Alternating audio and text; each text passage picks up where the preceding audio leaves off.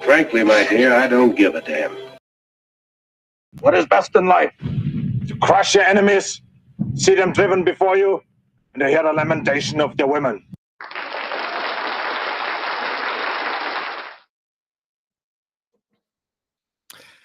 All right. What is it? Tuesday night? It's Tuesday night. I can't believe it. It's Tuesday night Radio Baloney Live. I'm your host, Richie Baloney. How's everybody doing? Jesse Turtles, how you guys doing? Good to see ya. You're saying, I don't care, Margaret. Double good karma. Did you get the first like, Jesse? First like, that's double good karma. For those new to the stream, every single like to the stream, also subscribing, gets you one dose of good karma free from my channel.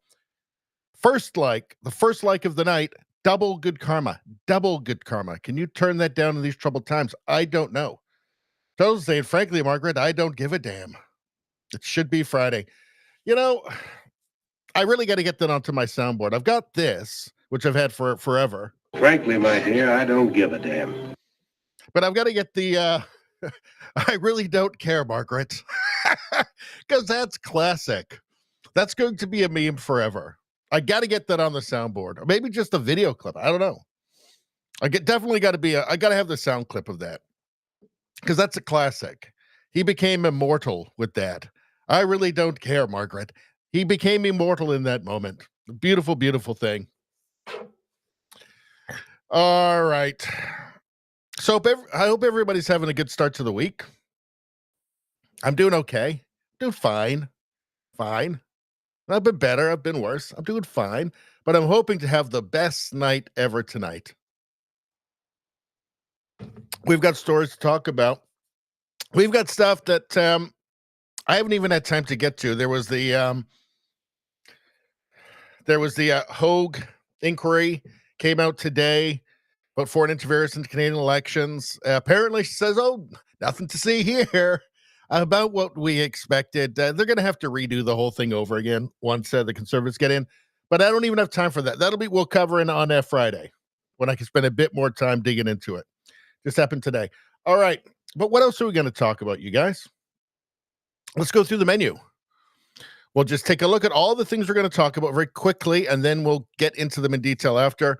Trump signs order protecting children from chemical and surgical mutilation. Got a lot to say about this. This is sanity returning to the world. This is the world healing. We'll also talk about some other countries that have done the same thing because they're sane, because they've become sane. Let's see. We've got some new polling out for Canada, and we'll take a look at that. Interesting stuff. We've got Canadian news. We're going to get into, a bunch of the Canadian news kind of right at the front here, right after we deal with this first thing with Trump, because it's a big deal. Then we've got more. We've got the order, this executive order protecting children from chemical and surgical mutilation, which is totally sane. We've got JD Vance here. What is wrong with these people? What is wrong with these people? Betty Johnson asks. What is wrong with these people? You see the faces? They're all demented. But we'll get into this. This was part of that interview. We covered some of it on Sunday night. Well, we didn't do this part, and we're going to do this part. I guess it's great. Talking about immigration there. We've got Pierre Poilievre talking about deporting people who are not Canadian citizens, people committing hate crimes, and people who shouldn't be here doing things they shouldn't be doing here. And he's saying he wants to get rid of them, which just seems to make sense, doesn't it? What's going on here? Christy Nome. 7 a.m. in New York City, she says, getting the dirt bags off the streets. What a difference an election makes, huh? Getting the dirt bags off the streets instead of the prior policy, which was getting the dirt bags onto the streets. Weird. Tom Homan, he's not messing around. We like to hear from him. He's not messing around. This is what the Western world needs, is his attitude. Let's see, what do we got here? Here's Mark Carney. We're talking about Mark Carney here. Mark Carney, the technocrat, elitist, globalist, central banker, progressive twerp, central banker. Got a little bit on Rosemary Barton here. Fact-checking a liberal. This is, I think, the first time she's ever fact-checked a liberal before. I guess Justin Trudeau called up and told her that he wants Mark Carney to win the liberal leadership race. So she just did it. I've never seen her.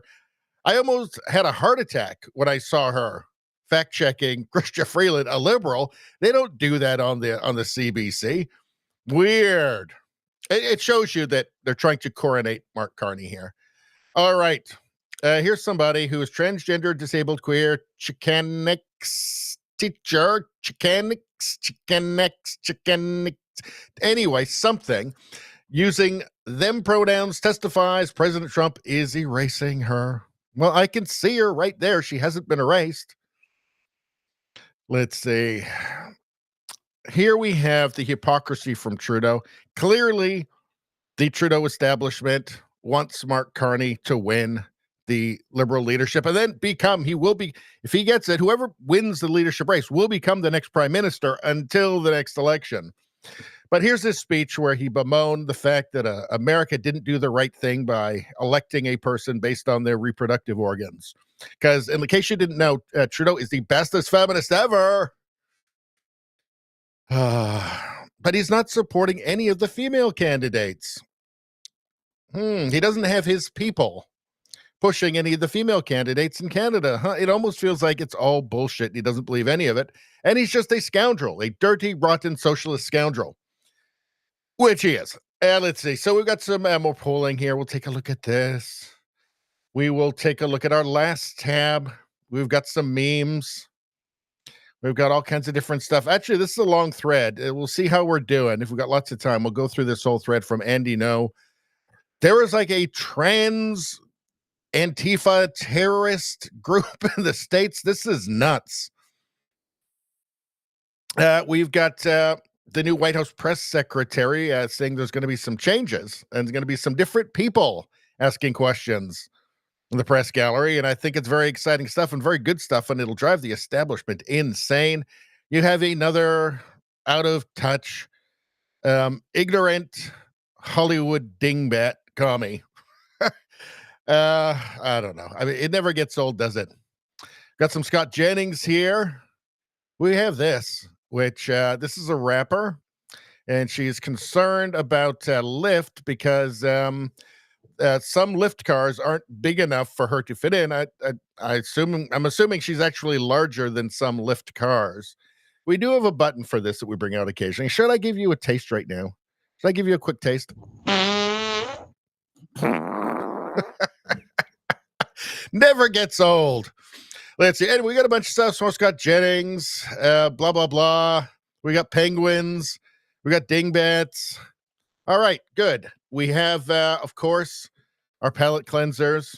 So, of course, we have different kind of shows. Here we have the swimming channel, which we go to sometimes. Salma Hayek. I didn't even realize that she was in this at first, but she looks fantastic. She's in her 50s. She looks great. Excellent genes for Salma Hayek. But this is a like a swimming pool channel, and we'll look at this occasionally. We have other ones as well. We have sanding, as an instructional sanding channel, and others. We have sports. We have how to fix your knife if you hit it with a stick and the handle falls off. You know, important stuff you might need to know. It could save your life one day. We also even have one that's just how to stand correctly. So lots of instructional stuff. But by demand, now the channel typically is, 90% plus male. Who really is the main market for instructional videos? If you look at the stats on, for social media, it's mostly men looking at instructional videos. But by popular demand, the ladies of Radio Baloney have asked for some consideration of their own, and they're just looking for straight up beefcake. So we are going to compromise. My compromise is we'll give them some of that, but it can only be stuff that I find funny. So we've got something. We started out with, of course, David Hasselhoff singing at the Berlin Wall.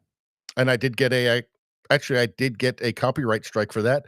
We've got Magnum PI here, which is fantastic. I think that should make everybody happy. We also have Kurt Russell from Escape from New York. I think that should make the ladies quite happy. Everything has to be from the 80s at the latest, by the way, as well. And also Arthur Fonzarelli, the Fonz. Classic. Don't get any better than that. So don't worry, ladies. I got you covered. All right. So that's everything. Let's take a quick look at the chat, and then we'll get to it. All right. Let's see. Let's get to the chat. Turtle says, frankly, Margaret, I don't give a damn. Frankly, my dear, I don't give a damn. Let's see. What's going on? What are you guys saying? Izzy got like number 3. Good to see you, Izzy. Good to see you in the chat. Don't forget, all of you get good karma. You just don't get double good karma. It's regular good karma after the first like. And I'm sure wonderful things will still happen to you because of that. 4th, doesn't matter. Doesn't matter. Still good karma. Jesse says, nice to have a press secretary again. LOL. Well, she did make for some good videos. Corinne Jean-Pierre. I always got confused with her. I put the names in different order. Corinne Jean-Pierre, that was her name. Let's see. Nevada says rapper is sergeant material. Let's see. Is she sergeant material? Let's try it. Here we go. Holy Jesus. What is that? What the fuck is that?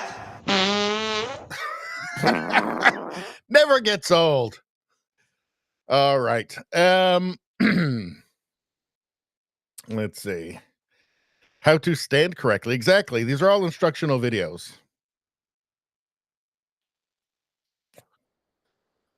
Let's see. Girls aren't here yet, apparently, according to Jesse. What says Kurt is cool. Kurt is cool. Well, so was Magnum, though. Magnum was cool as well. Let's see. Nevada says press secretary Caroline Levitt is awesome. And yeah, okay.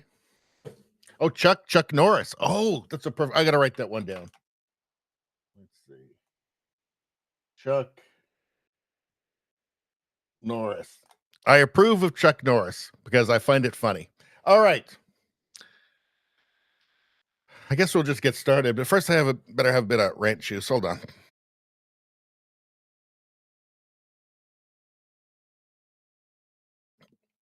All right. Now, before we get started, one thing that's interesting. Well, first off, let's do a couple of things. First off, just so you know, so everybody knows, there is a merch store now. There's a button on the channel, no pressure, whatever. If you want something, whatever, I don't care. The other thing is, I'm very interested to watch what's happening with YouTube. So right now, we're streaming on Rumble, YouTube, and X.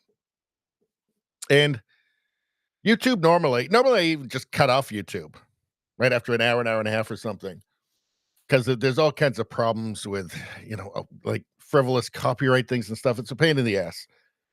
But the thing was, nobody was watching the YouTube on. Even, I've got over 12,000 subscribers there. Nobody apparently knew my live streams were happening.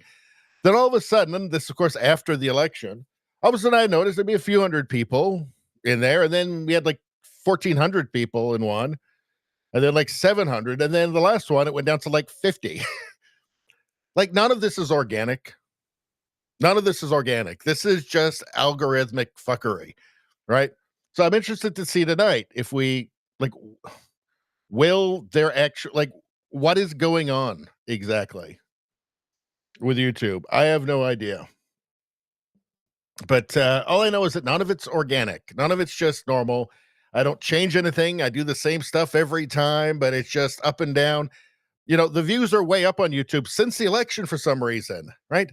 Dead went down 95% overnight in like March of last year.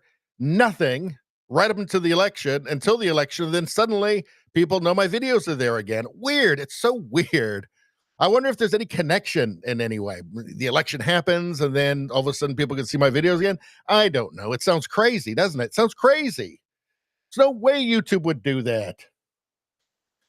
Anyway, breaking. Trump signs order protecting children from chemical and surgical mutilation. It's so surreal that Trump had to do this in the first place, that it would be necessary to do this, that it would be necessary to sign an order to stop children from being chemically and surgically mutilated, from being like chemically castrated, from being prevented from growing into healthy adult bodies. How surreal is it that it's necessary to elect in somebody sane enough to stop that, to stop what are obvious medical experiments? And don't just take it from me. I'm going to show you some stuff in a minute to back up this claim that these are medical experiments, as if it wasn't already obvious enough to any sane person. Let's get started here first. On Tuesday, President Donald Trump signed an executive order titled Protecting Children from Chemical and Surgical Mutilation, declaring that it is the policy of the United States that it will not fund, sponsor, promote, assist, or support the so-called transition of a child from one sex to another, and it will rigorously enforce all laws that prohibit or limit these destructive and life-altering procedures. So sanity.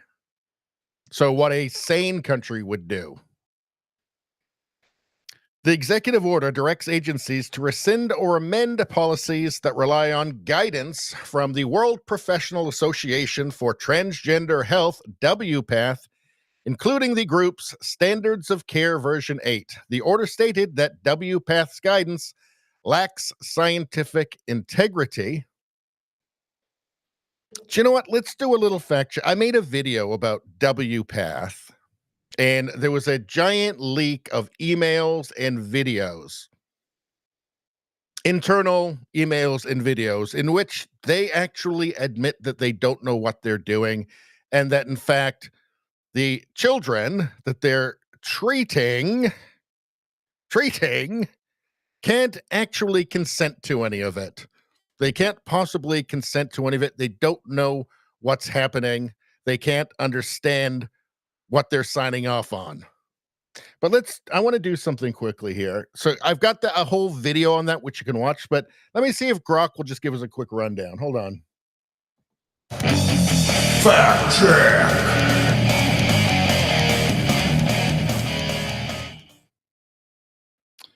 Okay, 1 second, you guys.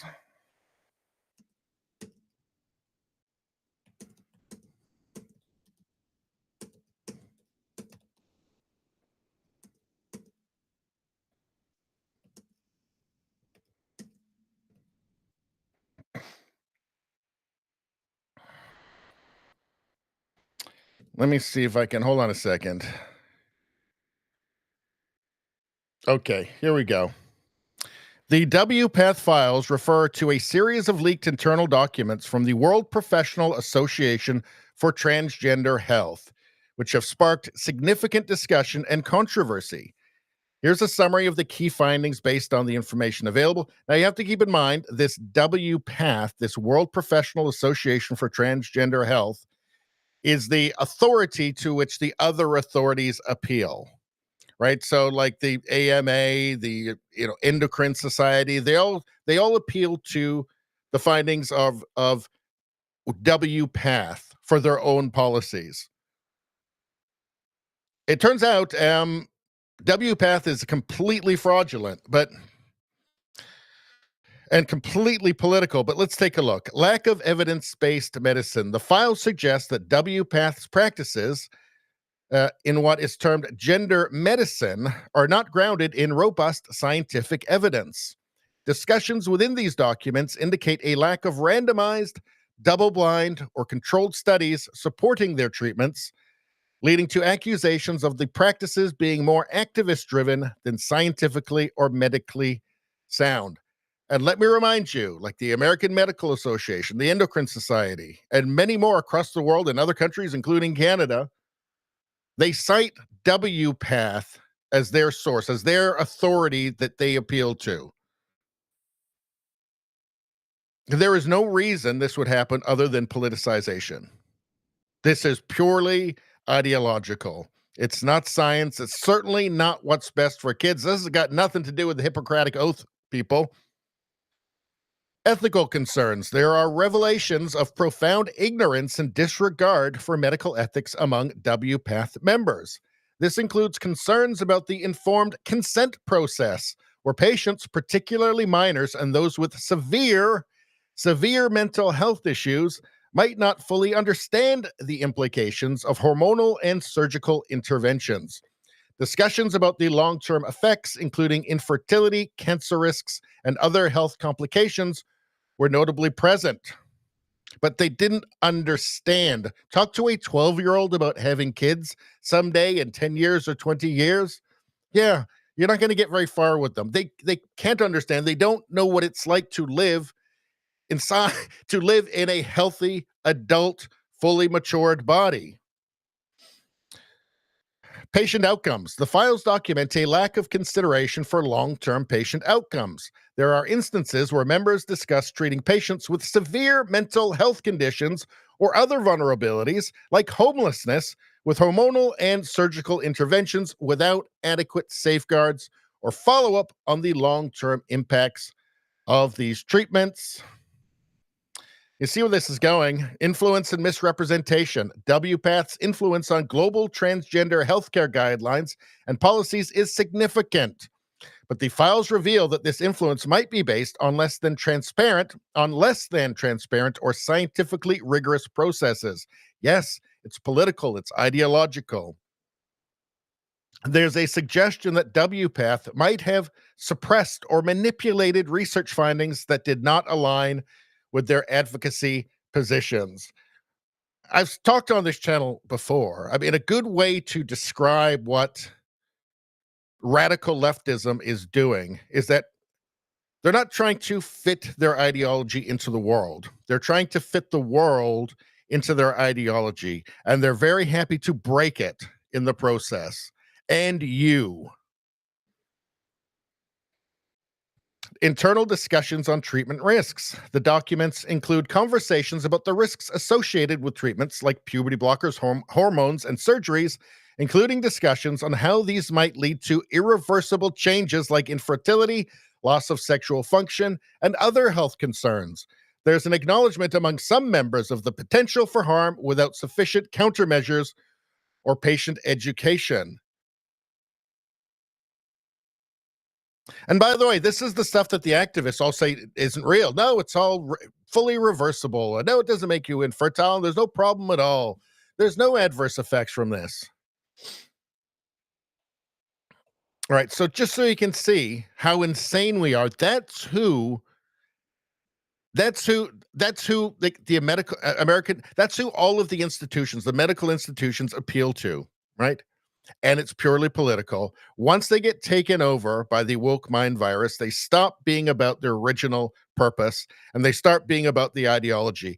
There is not this, it is no more clear anywhere than in this.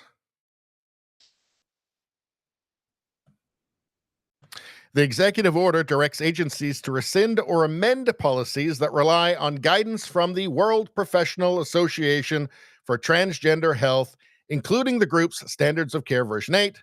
The order stated that WPATH's guidance lacks scientific integrity. Okay.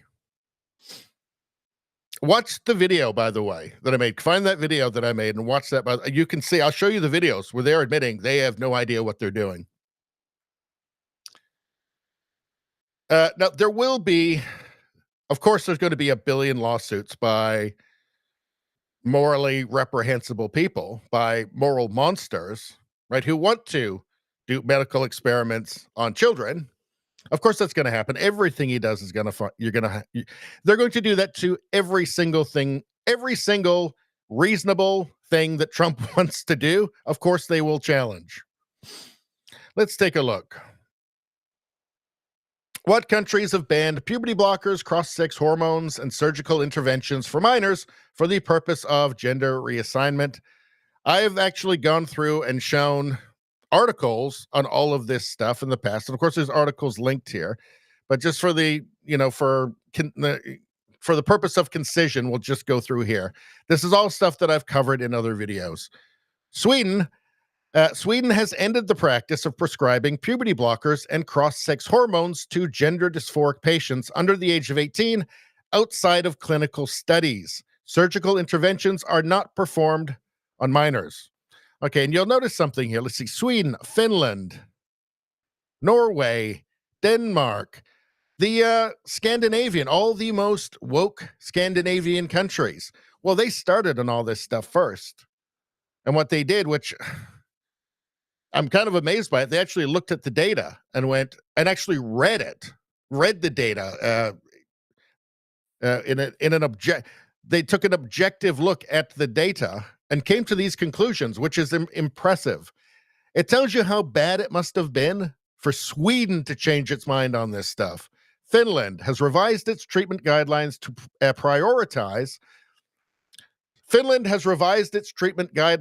prioritize psychological interventions over medical ones, restricting hormone treatments for minors to exceptional cases within research settings. So, medical experiments, surgical interventions are not allowed for minors. So, prioritizing psychological interventions. So, that makes a lot more sense. I think just your average man on the street would have told you right away that makes a lot more sense than permanently medicalizing, mutilating, poisoning them with cross-sex hormones and puberty blockers. I think almost anybody, just any normal, sane person would have said, well, yeah, maybe there's something wrong. Maybe you should try and deal with the whatever anxiety or dysphoria that they're feeling. Maybe there's a better way than just simply mutilating them or performing medical experiments on them. I don't think you needed to be an expert, a medical expert, a health expert, or a psychologist. It just kind of makes more sense. United Kingdom, the NHS England has stopped prescribing puberty blockers for gender dysphoria in minors outside of research contexts. Cross-sex hormones are restricted similarly. Surgical interventions are generally not available to minors with very limited exceptions. Norway has recommended that puberty blockers, hormonal treatments, and surgical gender confirmation treatments for minors be considered experimental. I keep using that word experimental. I'm using it for a reason, because these are experiments they're conducting on vulnerable children. Thus, these treatments are restricted to research settings. Denmark sharply restricted the use of puberty blockers, hormones, and surgeries for minors, focusing instead on therapeutic counseling and support. Again, I think most sane people might have suggested maybe you try the counseling route first before you start lopping off body parts or preventing children from growing into a healthy adult body. You've got France, you've got Australia. You get the point. And we don't use the word we don't use the words medical experiments for no reason. I'm not just pulling that out of my ass. I mean, there's whole countries who feel the same way. The thing is, the politicians, leftist politicians, the advocates, they all know this stuff. They all know this. They all know. They see the red flags. They all know, right? Hold on a second. Clearly, these people have been doing it for longer, and they're pulling back. Clearly, there's something very wrong happening here. They must know that. WPATH must know that. Don't care. Woke mind virus. Ideology is everything. It is surreal. It is tragic. Clearly, it had to end. Clearly, it has to come to an end. Clearly, everywhere. Like, you can't keep doing this, right? This is like Mayans throwing, babies into cenotes to help, to bring the rain. Like, this is sacrificing children to ideological gods. It's lunacy. And thank God the United States has Trump. Thank God the Western world has Trump to set an example.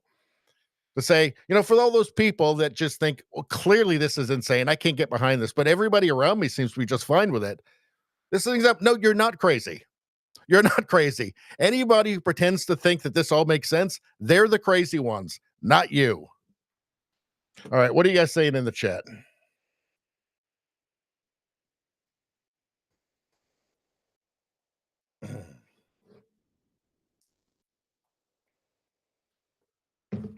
Let's see.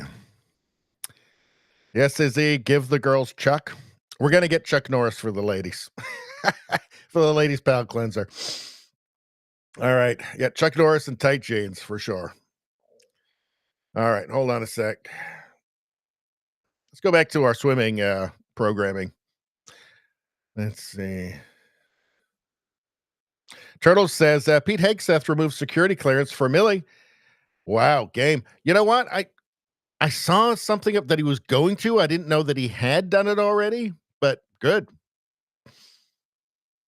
He should be stripped of rank. I mean, he basically committed treason.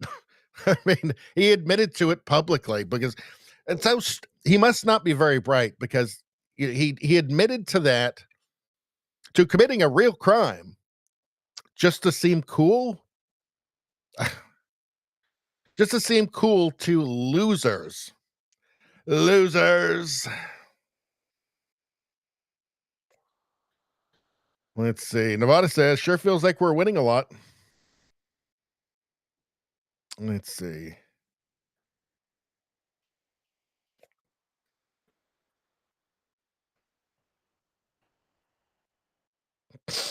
All right.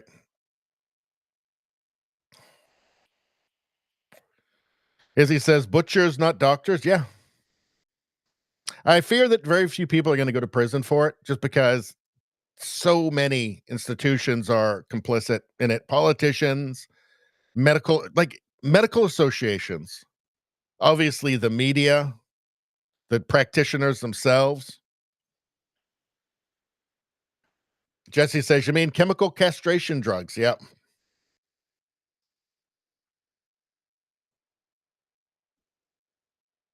Let's see.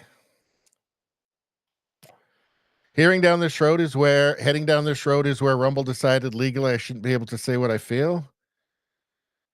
Rumble? I haven't had any problem being very explicit how I feel about it on Rumble.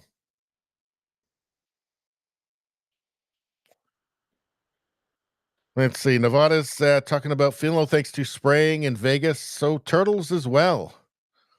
That's not something I've investigated. It's something I really should take a look at. Let's see. Yves Samar, good to see ya. All right. Turtle says, save the little ones from demons. Yep. Anybody who would tell like a 5-year-old that they're born in the wrong body, that person is sick. That person is sick.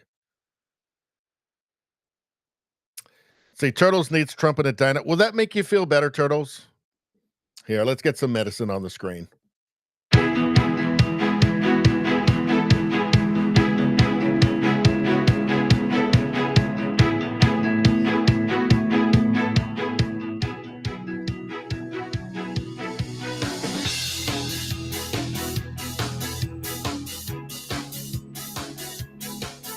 There we go. All better now.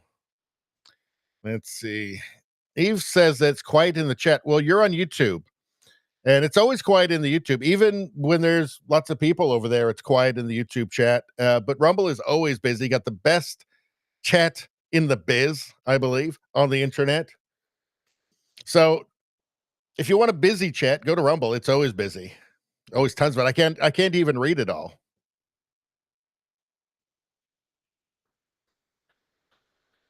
Let's see. All right. Turtle says Trump removed all trans men from the women's prisons. Yes, some of those trans men were rapists. Rapists. So, yeah. I mean, does it even need to be said? like, come on. Come on. Let's see. All right. G Flood, how you doing?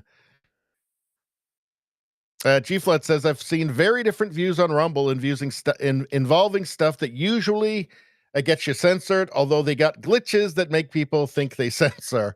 They do it. Yeah, there's going to be glitches for a while. There is, but it's still a great service. And yeah, you don't get censored. My only complaint about Rumble is just discoverability. There's just not much. It's like I get the same amount of views pretty much on every video. The occasional one that breaks out. I had one that just got like 6,000 just last week or something, or a couple of weeks ago. But really, it's really hard to get out of your own like little bubble. But they're working on ways to fix that. So I'm just going to keep going. And I've got a great crowd. I don't have a huge amount of subscribers on Rumble, but it's a great crowd. So, and we always have fun on the live streams. Best chat in the biz. Best chat in the biz. All right. Let's get to the next thing. So, from Angus Reid Institute, leadership race renews interest in Liberals, particularly under Carney, but CPC, the Conservative Party of Canada, still leads comfortably. So, as you know, there is a Liberal leadership race right now, at the end of which Justin Trudeau will officially resign, and that person will become the new Prime Minister of Canada until the next election. It's really down between Mark Carney and Chrystia Freeland. The Trudeau establishment is all in for Mark Carney. He will probably win. It looks like they want to just coronate him. So here is a poll, which I think will make some Liberals happy, though they shouldn't be, because it doesn't really mean anything. So here's Mark Carney. So federal vote intent in scenarios where Mark Carney or Chrystia Freeland is the Liberal leader. Decided and leaning voters. So with Chrystia Freeland, 44% will vote Conservative, 24% would vote for Liberal with Chrystia Freeland as the leader. That's up a couple of points, 2-3 points. A little bump, not much. Mark Carney, 43% of Conservatives, 43% would vote for the Conservative Party, 29% would vote Liberals. So first off, there's always that bump when an old leader is going and you're getting a new leader in, and there's some kind of sense of hope.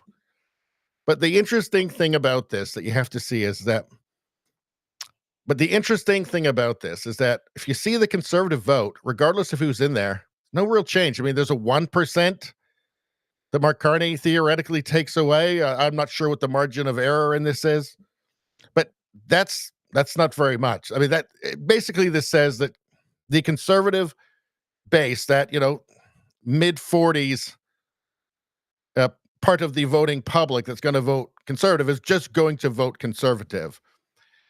The reason Mark Carney's got 29% here is because he took a point off the bloc and he took some points off the NDP. That's it. So what it looks like is that it doesn't matter who leads. It's just going to be a fight within those groups that weren't going to vote for the Conservatives anyway. So they're going to be fighting with each other, not the Conservatives. Right? The Conservative voters are going to vote Conservative no matter who the leader is. It's just they're going to fight amongst themselves for that kind of unchanging non-conservative vote. So this would make either way, it makes a very comfortable Conservative majority. The other thing about this is that you always get that bump, especially when you don't really know the public. The public doesn't really know who Mark Carney is. I think when he first signaled he'd be running for the leadership, I think it was something like 15% or 10% of the public knew who he was from a photograph. Not many. As they get to know him, I expect this number will go down. Right? It's a benefit to him right now that nobody really knows who he is. Once they know who he is, I believe this number is going to go down.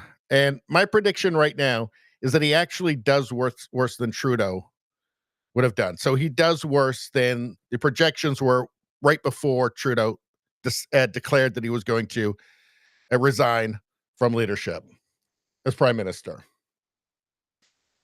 And let's hold on one second. I actually wrote a couple of things down. I didn't bring it. I'll be right back in 1 second. Hold on.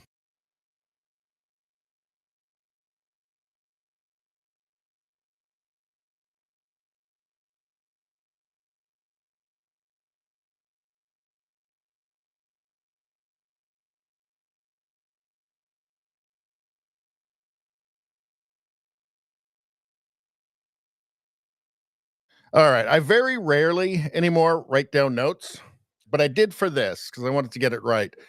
But first, let's take a look at Carney. And I'll give you an example. I'll give you some examples of getting to know him is not going to help. It's going to make things worse. Here we have, what's this? Mark Carney is promoted by Canada Snow Goose Media, which was founded in Canada in 2019, yet it maintains an official account with an IP address showing it is operating in Sichuan, China. Regime has found its next Manchurian candidate. Look at this. Very Canadian. I guess when Trudeau said that Canada is the first post-national country and no core identity, maybe he was talking about this. Let's take a look at this. So let's see all of his charm and charisma on display here as he tells us about all of his globalist jobs he's had. Let's take a look. You're a senior executive at Brookfield, and yet your compensation has not been disclosed. Can you tell us what your compensation over the past 3 years has been and how you will manage potential conflicts of interest as you enter politics? Okay, very simple. I am no longer a senior executive at Brookfield. I am no longer a senior executive at Bloomberg. I am no longer on the board of Stripe. I am no longer on the board of PIMCO. I am no longer on the board of any of my commercial activities. I am no longer the UN Special Envoy for Climate Action and Finance. So all of those roles, I resigned today. Oh, well, he's no longer the UN Special Envoy for Climate. Well, that's good. As long as he's no longer that. Geez, I wonder what his beliefs are. Let's see. How about Liz Truss here? Let's take a look. So this is the former, briefly, Prime Minister of the UK. Just wanted to get your thoughts on Mark Carney and your relationship with him while you were Prime Minister of the United Kingdom, and any advice you have to Canadians who think he might make a good Prime Minister. Well, Mark Carney was Governor of the Bank of England, and under his tenure, too much money was printed, which did damage to the British economy and put our economy off track. He, at the last election, endorsed Rachel Reeves' economic policy. She's now become Chancellor. It's been a disaster for Britain. The country is heading for bankruptcy. So I would strongly recommend not backing Mark Carney or his policies on net zero, which have been disastrous for Britain and would be disastrous for Canada. Do you trust his judgment overall, outside of ideological considerations? Well, I believe that he made major mistakes in the management of the Bank of England. He has pushed net zero, which has been a disaster, not just for the UK, but for many countries across the world. Thanks for your time, Prime Minister. I appreciate it. The more people get to know him, the less they're going to like him. Let's see some more here. I mean, here's some more comments from the UK. Let's see. British are warning about Mark Carney from Canada Proud. Mark Carney is not fit to be Canadian PM. From The Spectator, 2025. Canada deserves better than this progressive twerp, The Telegraph. A failed second-tier politician. Mark Carney wants to inflict these terrible ideas on Canada. Let's hold on a second. We've got more here.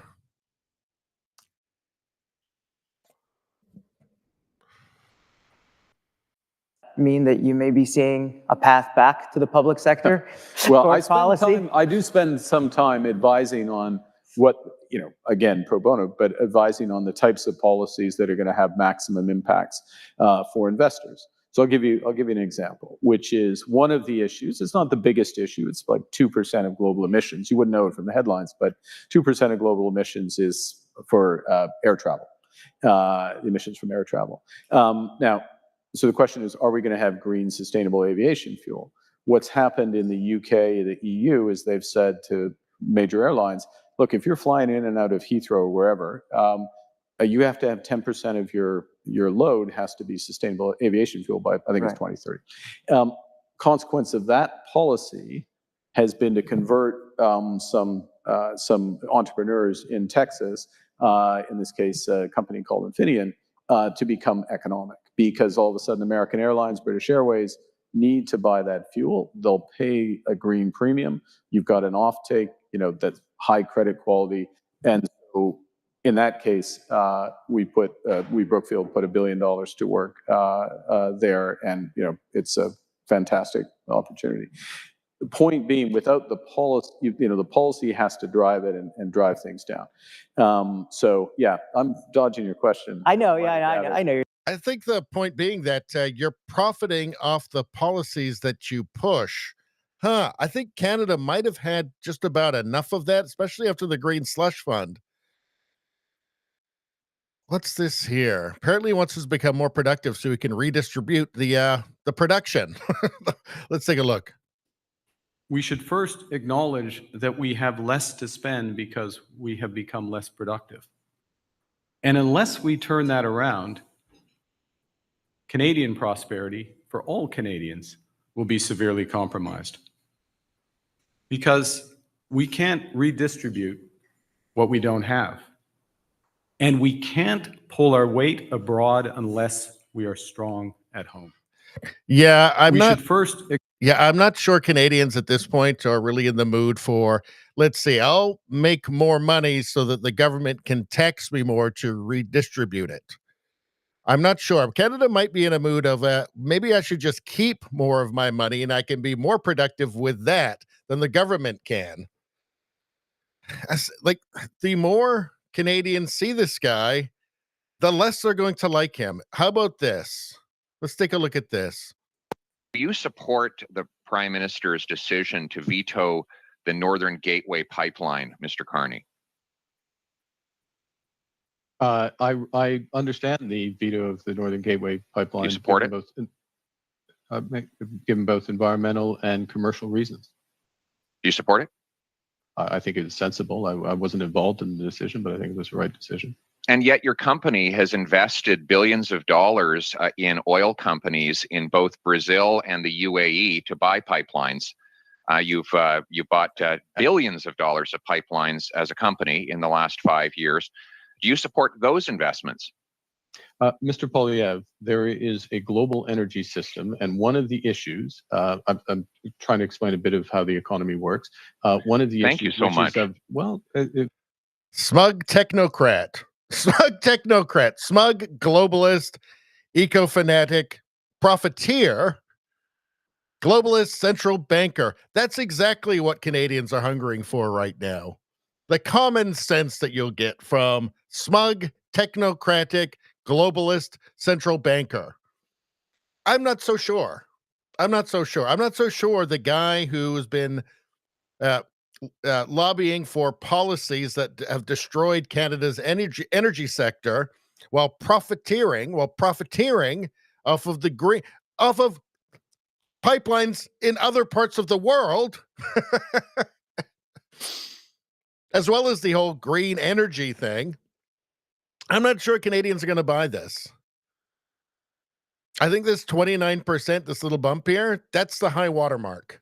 Maybe they sneak a couple of more points, which still wouldn't matter. I think that's the high watermark for the Liberals with Mark Carney as the leader. I think it goes down fast afterwards. As they get to know the charmless, smug, out of touch, globalist technocrat, Mark Carney, who wants to destroy Canada's economy with his policies, I think that's going to go down. I don't see him ending up at 29% or anywhere near. I'm predicting right now that if he becomes the leader, he ends up worse than where Trudeau was before he stated that he was going to step down. That's my prediction. Let's see. We have here the 338, the latest 338 federal model. Conservative Party of Canada with 235 seats. The Liberal Party of Canada with 44. Let's take a look at the vote projection on that too. Hold on one sec. Fact check.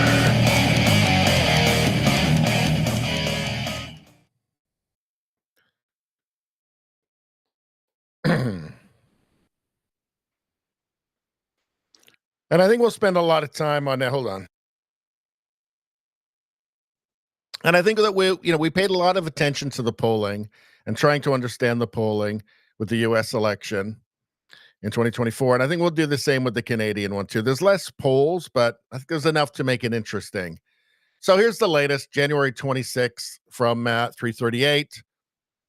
Popular vote projection, 45%, 22% Liberals. I have a sense that this is really where it's at.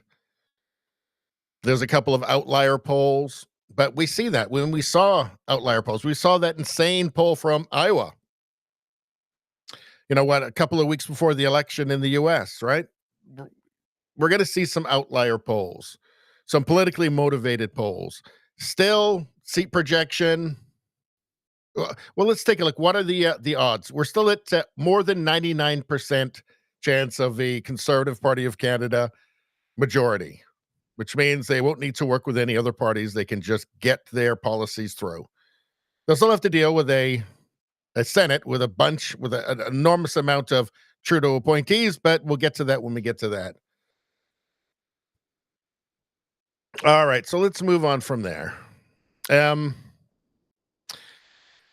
Canada is a mess. Let's see. Whoa, this is from Keen Bexty. Mass migration inspiring Quebec independence revival. Quebec Separatist Party gains significant lead over the current ruling party and plans to hold a sovereignty referendum after forming government. So, massive. You can't overstate the impact that immigration has had in Canada. This is something that Pierre Poilievre is going to have to really hammer on. We're going to have to move beyond the carbon tax election, X the tax, and there's no downside to talking about immigration, to a tough stance on immigration, to taking us back to an immigration stance from before Trudeau. Just return to that. there's no downside. Like, mass immigration is very unpopular in Canada. It's a no-lose situation for him to get into that. Let's see.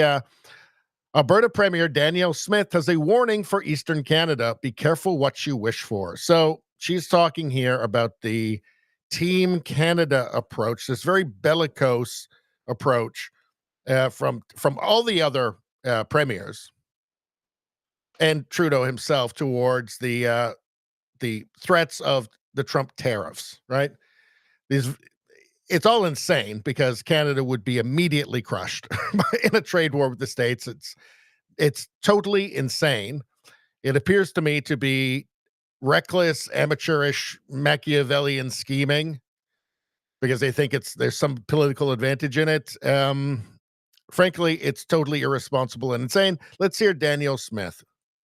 If you can't say every sector of the Canadian economy can be weaponized against the U.S., are you worried that in sticking up for your province, you could be undermining the ability of the country to deal with the U.S. in this? I think Eastern Canada has to be very, very careful what they wish for, because as I said, they get almost all of their energy from the United States, and they've got a pretty big stick. I certainly don't think that wouldn't want to see Ontario or Quebec or the Irving refinery cut off from American oil or imports. So that's why I'm saying you just don't threaten things that you're not prepared to do, or where the retaliation measure might leave you worse off. It's one thing to talk about an import tax on orange juice, and maybe we'll all end up paying a little bit more for orange juice. That's a Team Canada approach, but you shouldn't put things on the table that would be harmful to the country as a whole. So let's try to find the things that we can all live with, and then see if we have to act on them. But I think we have to have a bit of a reality check about just how dependent Eastern Canada is on U.S. energy imports, and why it's a flawed strategy to try to talk about retaliating there. But just as a final point of that, you say be careful what they wish for. The idea that anybody would think that there would be a political advantage in trying to provoke Trump into coming down hard and having a trade war, that's insane. No sane person would do that. It's beyond idiotic. I mean, this is reasonable. What we're hearing from Danielle Smith, this sounds like an adult who's living in the real world, who actually cares about the well-being of the people that she's premier of, and people of Canada at large. That makes sense. This whole, oh yeah, we're gonna get into a trade war and we're gonna show them, that's idiotic. It's foolish, beyond foolish. It's reckless. The only thing I can imagine is that they think that there's some political advantage in actually provoking this. I think it is a dire miscalculation. But let's continue on.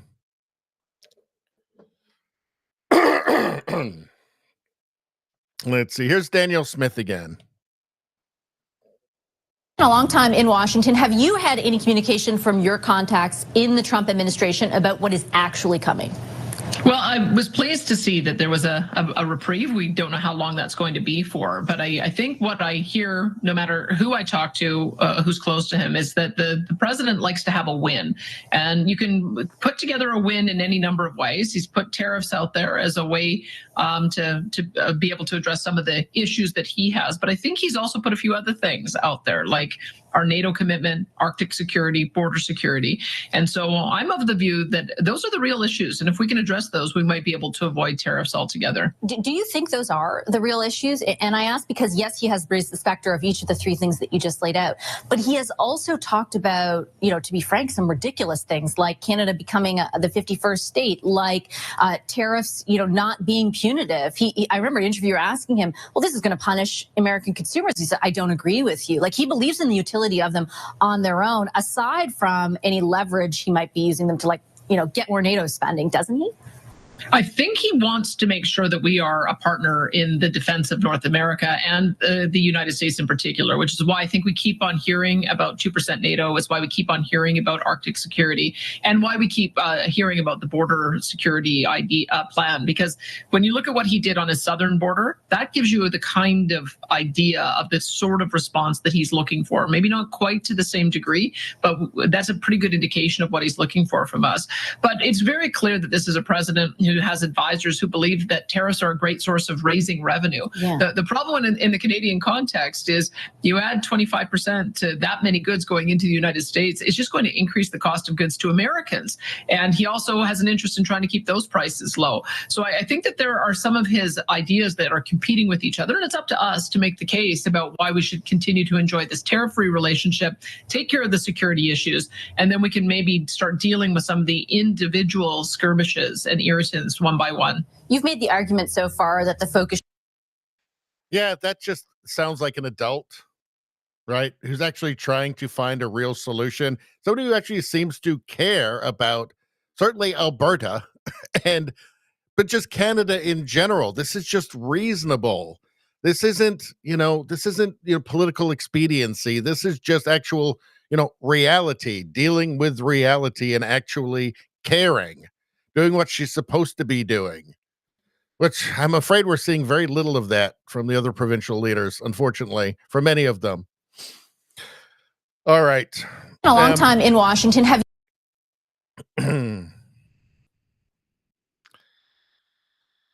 all right. Let's move on. Let's move on to Trump. Oh, this was the President Trump signs executive order to protect children from barbaric sex change surgeries from the Blaze. So maybe we should just read this quickly. The White House for immediate release, protecting children from chemical and surgical mutilation. By the authority vested in me as president by the Constitution and the laws of the United States of America, it is hereby ordered. Section 1, across the country today, medical professionals are maiming and sterilizing a growing number of impressionable children under the radical and false claim that adults can change a child's sex through a series of irreversible medical interventions. This dangerous trend will be a stain on our nation's history. So that's how it starts out, and it's exactly the correct language. That's exactly the correct language. And one important point is they always say, well, it's gender. It's not sex, it's gender. Okay, well, then why are you trying to actually change them to look like they're a different sex? None of it makes sense. It's all totally incoherent. And it's insane that this actually is necessary. It's insane that Trump actually has to ban this. And of course, moral monsters will challenge this in court. Of course they will. But it's insane. It's insane that any Western country, any country actually anywhere in the world would actually have to do this, actually have to ban this thing. This what can only be described as medical experiments on children, on confused children. Crazy. Thank God for Trump. Let's see. What are you guys saying? Let's get to the chat here. Let's see. We'll get Rosie in the chat. Good to see you, Rosie.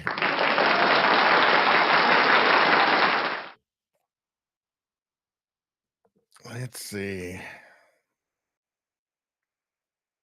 Rosie says, I thought I heard this week there's an executive order forbidding skinny jeans for men. Tough but fair. Tough but fair. Let's see. Let's see.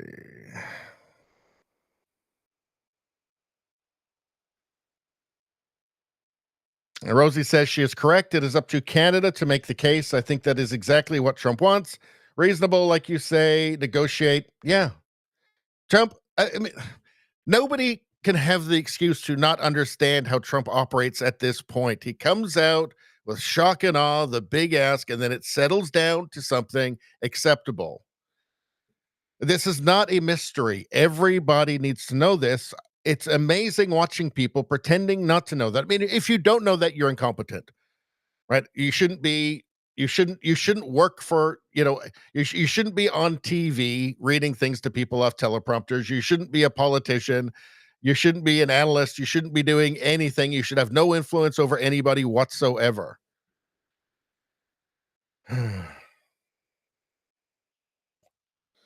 All right, what else we got here? Let me scan back a little bit.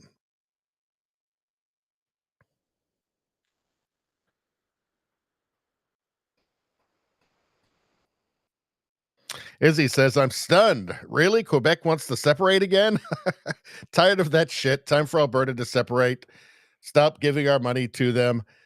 If they do actually provoke, if the idiots that are running the country now actually do provoke Trump into the 25% across the board tariffs, Canada is going to be so fucked that, yeah, you might see it that actually happen. I mean, it will be, it's so insane.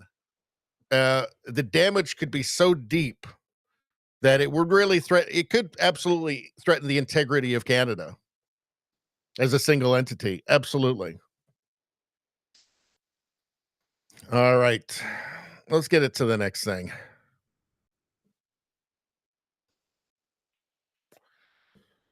Let's see. We've already covered that. How about this? So from Geiger Capital, wow, Trump is offering all federal workers a buyout option. They will get full pay until September 30th if they resign before February 6th. We're 5 years past COVID and just 6% of federal employees work full-time in office. 6%? Jesus. Wow.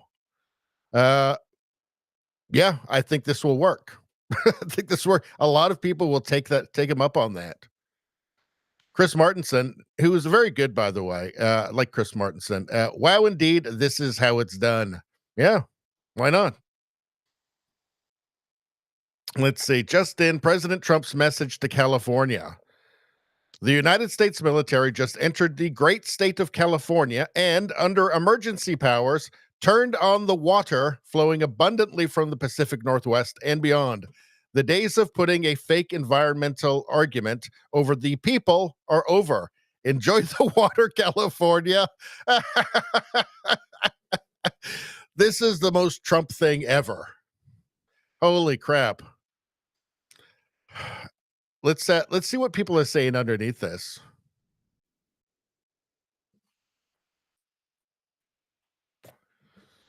Let's see.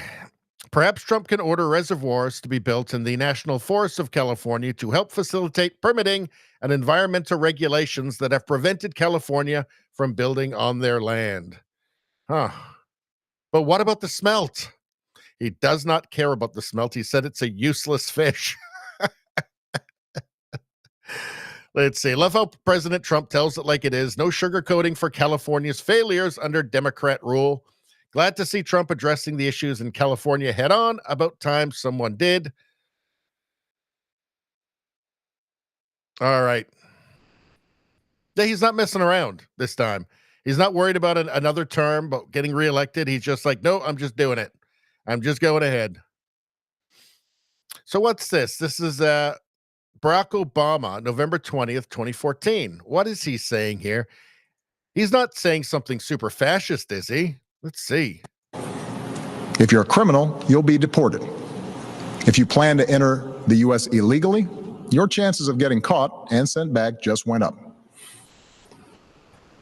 The actions I'm taking are not only lawful, they're the kinds of actions taken by every single Republican president and every single Democratic president for the past half century. If you're a criminal, you'll be deported. I had no idea Barack Obama was a fascist, but then I saw him doing the Heil Hitler salute, the Nazi salute too. So I guess this seals it. Super Nazi. I can't wait for CNN to tell us what a super Nazi Barack Obama is. What a fascist, what a threat to democracy he is. Here's Trump talking about when he was doing his inauguration speech and Biden was sitting right behind him. You know he enjoyed doing it, right? That man who tried to destroy him. Joe Biden, the man who tried to destroy Donald Trump, his family, tried to put him in prison. And if you think he didn't have anything to do with the cases against him, come on, I got a bridge to sell you, right? The man who tried to bankrupt him, to imprison him.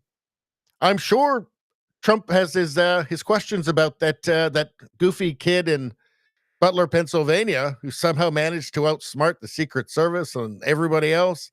I'm sure he's got some questions about that too. Anyway, let's hear what Trump has to say. But over the past 7 days, my administration has been moving with urgency and historic speed to reverse every single disaster of the Biden administration. By the way, the guy was a disaster, okay? You know, we want to be nice, and he's probably not listening right now because it's a little late, but you know, I don't want him to listen. I don't want to say it. I feel badly. I was, you know, making the inauguration speech, and I'm saying all the bad things, and he's sitting like right here. You know, I'm saying they were a horrible administration. They didn't know what they were doing. They were grossly incompetent. I got a guy sitting right next to me. It's not that easy to do, even though he didn't understand what I was saying. He really did. And deliver on the mandate that we've been given by the American people. In a single week, I've taken over 350 executive actions. We've signed 300. Who ever heard of that one? I think that he was enjoying that. Maybe he did feel a little bad, but you got to think he enjoyed it a little bit, right? I mean, that's the guy who tried to destroy him. Like, genuinely tried to destroy him. The guy who went full, you know, banana republic dictator, Joe Biden. You have to think he kind of enjoyed it a little bit. Trump did. Just rubbing it in his face.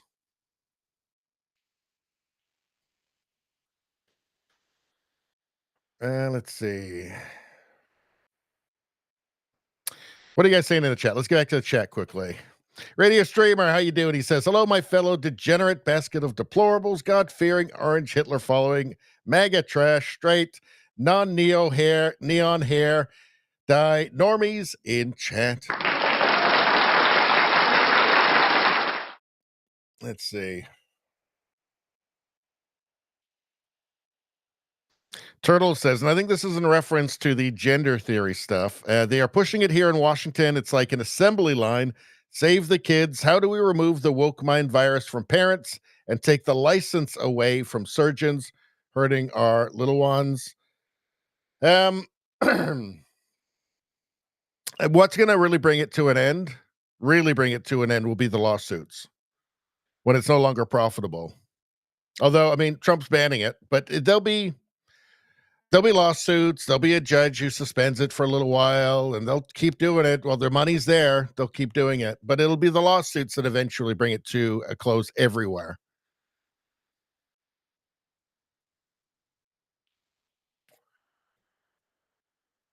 Let's see. Jesse says, what a fascist Obama was. He was much more a fascist than Trump ever was. Trump is nothing like a fascist. It's never the guy who, like, for instance, signs an executive order banning the government from censoring people, censoring the citizens. The fascist never does that. The fascist actually censors the people. How do they not know this? How do the teleprompter readers not know this? Well, I mean, they probably do. It's just the teleprompter tells them to say something different. All right. Let's see. All right. Let's move on. I want to get back to where's Carney again? We have more Carney. Here we go. So this clip from September regarding Mark Carney is about him being appointed special advisor to the Liberals and then asking Trudeau for $10 billion for Brookfield. He was the chair of Brookfield Asset Manager. Is all you need to watch to see why Trudeau wants to stack the Senate. Let's take a look here. Senator Husakos. Senator Gold, yesterday I asked you about carbon tax Carney and your government's actions to shield him from ethics and conflict of interest laws. I specifically asked you about his conflict of interest between his new role as Justin Trudeau's financial advisor and his role as chair of Brookfield Asset Management. You stood here in this chamber and tried to lecture me for even asking such a question. You stood here and tried to lecture us about what you called his exemplary career serving Canadians, Senator Gold. At the very same time you were doing that, carbon tax Carney was securing a $10 billion of taxpayer fund from the Trudeau government for Brookfield Asset Management to oversee a new equity fund, a fund that would also put them in charge of Canada's pensions. Seriously, Senator Gold, you guys don't have enough problems with ethic violations already? And will you take the time to at least edit the answer to my question from yesterday out of respect for Canadian taxpayers and for this institution? Senator Gold. Oh, Senator, thank you for your question and for once again giving me an opportunity to say the following. It's fairly rich coming from you. I was not lecturing you yesterday. I was bemoaning the fact that that important issues of public policy are so wrapped up, dare I say, sometimes obscured in such partisan rhetoric and, frankly, such disrespectful tones towards people who have served Canadians and are continuing to serve Canadians. So it's not a lecture. It falls on deaf ears, perhaps, Senator. But no, I will not edit my remarks yesterday, nor any that I'm making now. Senator. Well, let's continue. Senator Gold, what I'm bemoaning is the fact that Carbon Tax Carney wasted no time using his new gig with Justin Trudeau to start lining his pockets with taxpayer money. He's putting his own firm in charge of $10 billion of tax dollars and wants to make Canadians' pensions pay him as well. This isn't exemplary service to Canadians. This is using Canadians as a personal slush fund with zero accountability. How much does Carbon Tax Carney stand to make personally from this hustle, Senator Gold? How much? Give us the number of what he's going to make off Canadian taxpayers. Senator Gold. I will not dignify that question, nor the way in which you describe Mr. Carney with an answer. It is really regrettable. We deserve better in this chamber, and Canadians do. You know, it's hilarious. It's hilarious. Carney could have gotten on TV and eaten a live baby, right? and this guy would have been asked about it. He says, I will not dignify that question. Could be anything, right? Just totally immoral. Totally immoral. Just nothing but politics, political expediency. That's it. I mean, it's shameful. We've come to expect nothing less from the Liberals. Right.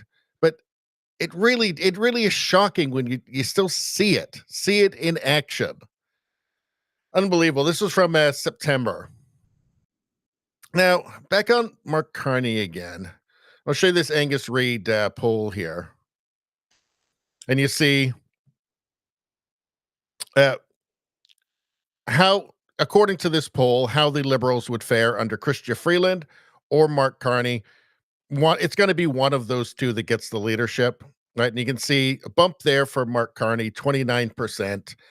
Again, I think that's probably the high water mark because you see he stole nothing. Well, it says 1 point from the Conservatives here, right? But it's really just rearranging the deck chairs on the Titanic of the non-conservative voters, right? So he got some of the NDP vote. He got a percent of the bloc. I mean, NDP certainly, no NDP voter is going to vote conservative ever, right? So it's just them kind of switching a little bit there. What I see here is a kind of a parallel with the Kamala Harris. What I see here is kind of a parallel with Kamala Harris, and I expect the story to go kind of the same way. You see, not 29%. Again, I think this is a high watermark because he's not capable of actually taking any conservatives. Conservatives have made up their mind. The people that are going to vote for the Conservative Party have made up their mind. He's not getting any of them. He might steal from some of these other parties, right, to bring his numbers up a little bit. But I think it's going to go down. We remember Kamala when she was just simply chosen. She was just appointed as the candidate, right? There's nothing democratic about it. Right. They're really just doing the same thing with Carney here. Right. They're just trying to appoint him the next prime minister because whoever wins the leadership race will be the next prime minister until the next election. He's not even an MP. Like nobody has voted for Mark Carney. He's similar to Kamala Harris that way. He is favored by the Trudeau establishment. He's got, Trudeau's longtime advisor, childhood friend, Gerald Butts is running his campaign. Katie Telford from the PMO is for him. Obviously, Trudeau is supporting it. He's obviously Trudeau's choice. Otherwise, those two people wouldn't be working with him. So he's favored by the establishment, same as Kamala Harris. He's noticeably avoiding press conferences. So he's putting out these little clips, these little scripted clips where like he skates up on a lake, a frozen lake or something, and talks to the camera, or he has a little thing where he talks on the phone to some far left radical lunatic who's endorsing him. But he's not putting himself out. I mean, at this time when you would think it would be so important for him to actually be out answering questions, looking competent in front of Canadians. He's not doing that. They're putting out these little videos, these little scripted videos, these little canned things, right? Just like Kamala. Kamala, I don't think, did a press conference the entire campaign, did she? Maybe, did she end up doing one at the very end?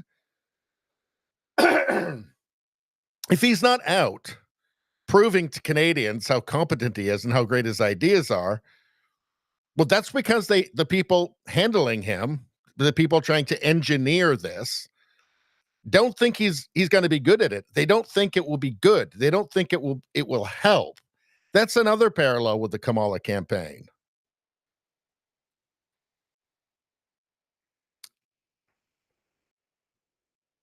And just another note on that is that they obviously don't think that he's talented enough or has a strong enough message to address the public, or even what is a very friendly press corps as well. So that's very interesting. Let's see. Smug, definitely a parallel with Kamala Harris there.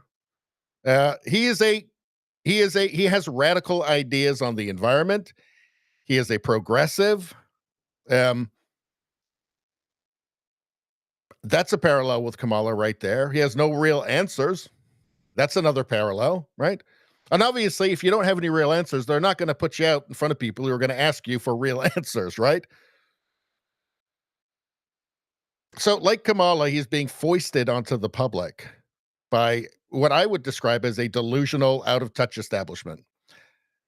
It's top-down, not grassroots, just like Kamala, right? The very typical of the modern authoritarian left, right? Everything is top-down, right? It's the institutions that have been infected with the woke mind virus that have become radical, that push down things like gender theory on the public. Things like green economy, net zero, that's pushed down onto the public.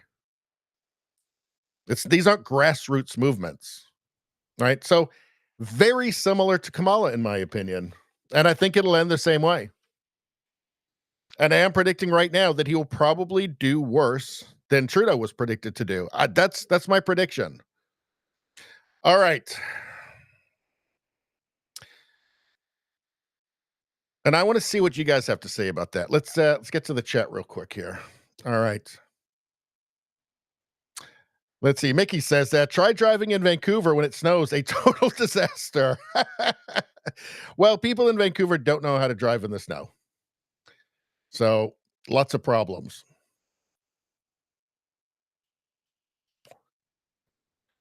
And let's see. All right.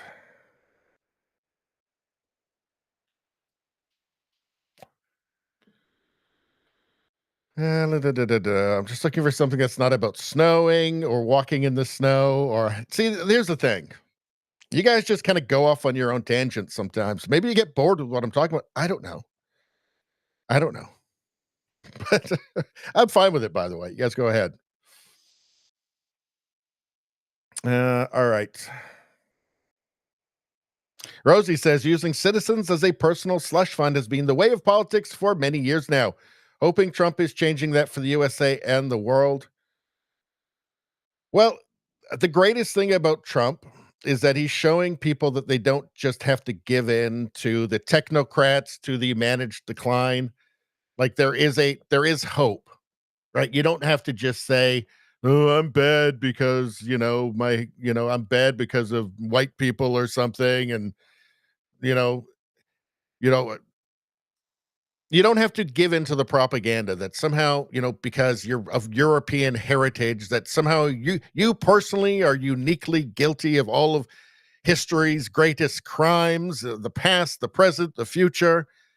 That's a lie. That's ahistorical nonsense. It's totally historically illiterate, right? You don't have to be blamed for everything. You can actually say, you know what? Western civilization is clearly the pinnacle of human civilization, of human well-being, of fairness, of equality. Clearly, there's no question of that. That's why everybody wants to go to Western countries, right? You can say that. It's okay to say that again. It's okay to say, actually, you know what? We do have a culture, and it's a pretty fucking awesome one, actually. You know, you don't have to be constantly, you don't have to be constantly feeling guilty over nothing, over things you aren't responsible for. I think, like in Germany, Germany has a long, rich, long history, right? The 1933 to 1945 was a very small part of that, and there's nobody alive today that was actually responsible for any of that. You know, I think it's time for Germany just to kind of move on and just get back to sanity. Like that one portion of their history was a very tiny portion of a very long history. And it's really time for them to just realize they don't have to beat them. Like the people there now didn't do it, right? Enough said. Just don't do it again. All right.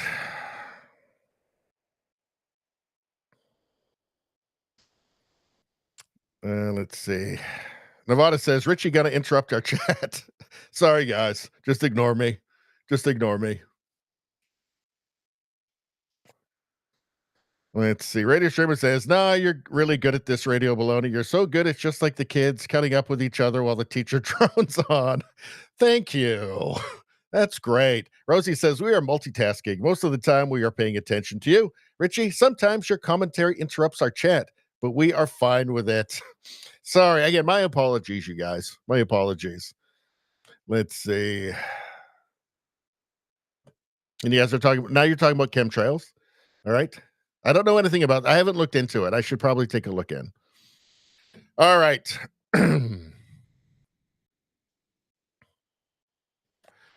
So what is this here? That's kind of an old one.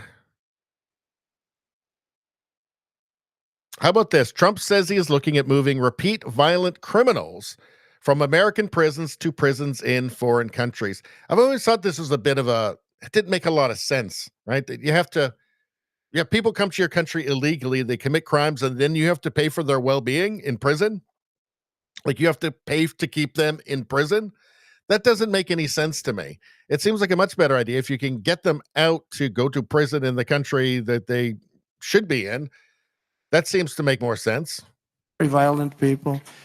We also have many violent criminals in our country, however, that did not necessarily come here illegally, but have been arrested 30 times, 35 times, 41, 42 times in a couple of cases, 25 times, 18 times. Many for murder and other heinous charges, such as pushing people into subways. As the train's coming along at 45 miles an hour, boom, you get pushed into the subway. They had it last week. Hitting them in the head with baseball bats while they're not looking, punching old ladies in the face, knocking them unconscious and stealing their purse. They even break into apartments and rape elderly women and beat up elderly men, beat them to hell. And I don't want these violent repeat offenders in our country any more than... Geez, I wonder why Trump got elected. I want illegal aliens from other countries who misbehave. And I say, and this is subject to getting it approved, but if they've been arrested many, many times, they're repeat offenders by many numbers, I want them out of our country. I also will be seeking permission to do so. We're going to get approval, hopefully, to get them the hell out of our country along with others. Let them be brought to a foreign land and maintained by others for a very small fee, as opposed to be maintained in our jails for massive amounts of money, including the private prison companies that charge us a fortune. Now, let them be brought out of our country and let them live there for a while. Let's see how they like it. You'll see crime all over the country dry up. Essentially, that's what Venezuela and other countries are doing. They're getting rid of their criminals and putting them into the United States of America. the thing is, of course they are. Why wouldn't they? They've got a problem in their country. You've got the Biden administration saying, like, bring them all, send them all here. We'll take them. We'll fly them in. Just send them across. Just make sure they throw their ID away first before they cross the border so we don't know who they are. Just send them over. We'll take them all in. We'll bus them around the country. We'll put them we'll give them a place to live. We'll give them money. We'll give them a phone. It's fucking crazy. Who wouldn't do that? Who wouldn't do that? What country wouldn't send saboteurs, spies? What adversarial country wouldn't do that? You think China hasn't sent thousands of people with ill intent to the United States? Of course they have. Anybody could. You think ISIS hasn't sent people in? Of course they have. Of course they have. Why wouldn't they? Biden made it clear he wants them to send them. Just as many people as possible. Clearly. Biden, I'll say it again, Biden did not fail at the border. He succeeded beyond his wildest dreams. So why wouldn't you send your criminals? You've got a problem in your country, that you've got a country that says, hey, throwing the gates open, just send them over here. We don't care who they are. We don't care what they've done. Of course you're going to do it. Why wouldn't you? Especially an adversarial country, right? It's a chance to hurt them. Like, obviously you're going to do that. Yeah, and it never really made much sense to me. Like, keeping them in your own prisons, but having that expense, it doesn't make a hell of a... It's never made sense to me. All right. Let's see.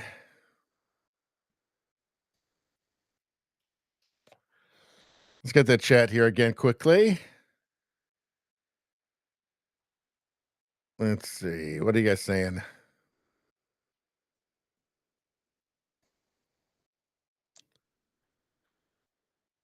A radio streamer saying, hey, peeps, get in the chat. The water is fine. Why not? Why not? Why not do it? Treat yourself for once in your life. Ship them to North Korea. North Korea doesn't want them. Although I guarantee you North Korea sent some people across the border. Of course, why wouldn't they?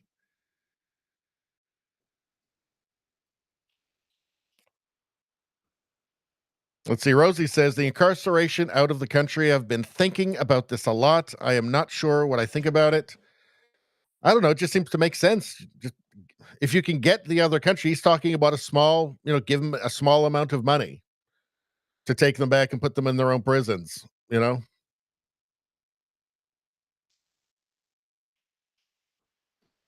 right.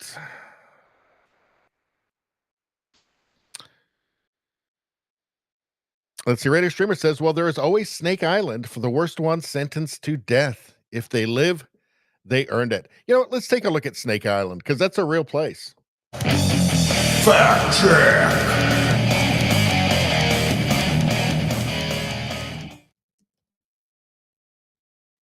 Okay.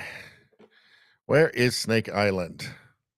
Well, it's Brazil, but let's find something on Snake Island. Hold on. Let's see. Let's see. Surviving 24 hours on Snake Island. Welcome to Snake Island, Brazil. Should we take a look?